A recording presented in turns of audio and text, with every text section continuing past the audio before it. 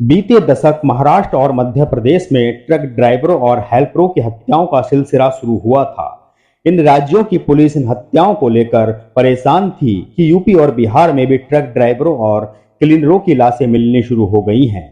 इस मामले की पुलिस जांच कर रही थी, लेकिन उसके हाथ सिर्फ इतना लगा कि हत्याएं करने का तरीका एक जैसा है। मुख्य तौर पर हत्याएं ट्रांसपोर्ट से जुड़े लोगों की ही हो रही थी।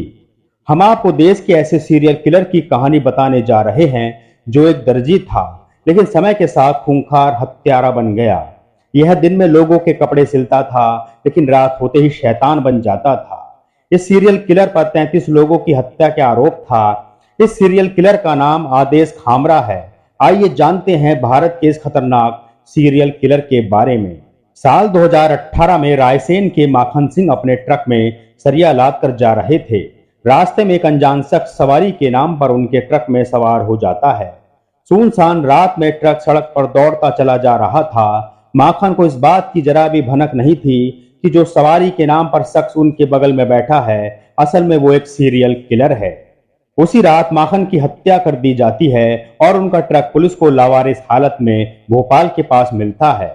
माखन सिंह हत्याकांड की जांच में भोपाल पुलिस ने खामरा के साथी जयकरण को पकड़ा और फिर कड़ी से कड़ी जोड़ते हुए मंडीदीप के आदेश खामरा नाम के दर्जी तक पहुंच गई। जब आदेश को पकड़ा गया तो पुलिस को यह नहीं पता था कि देश का सबसे दुर्दांत सीरियल किलर उनके कब्जे में है। आदेश खामरा ने पहले तो मुंह नहीं खोला, लेकिन पुलिस ने जब उसके बेटे को भी केस में आरोपी बनाने की बात कही तो वह टूट गया।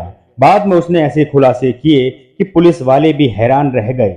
उसने अपने गैंग की मदद से 6 राज्यों में 9 साल के दौरान 33 लोगों की हत्याएं की थी। वो और उसके साथी ट्रक ड्राइवर्स और हेल्परों से पहले किसी ढाबे पर मिलकर दोस्ती करते थे। आदेश का partner Jaikaran truck driver conductor को कभी पार्टी देने के नाम पर तो कभी उनके ट्रक में अपना मोबाइल फोन चार्ज करने के बहाने फंसाता था। इसके बाद उन्हें नशीली मिठाई खिलाकर हत्या करते थे और लूट लेते थे।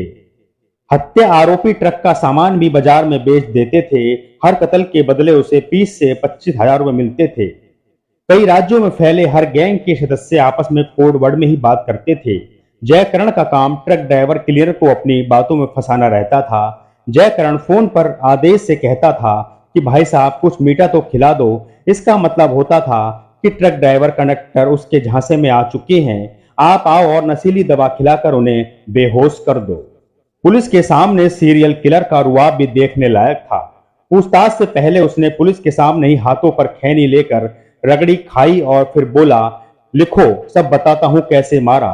उसके इस अंदाज को देखकर पुलिस वाले भी हक्के बक्के रह गए।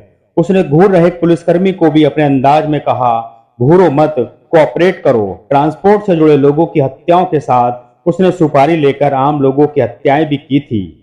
अपराध शुरू करने से पहले आदेश दर्जी का काम करता था।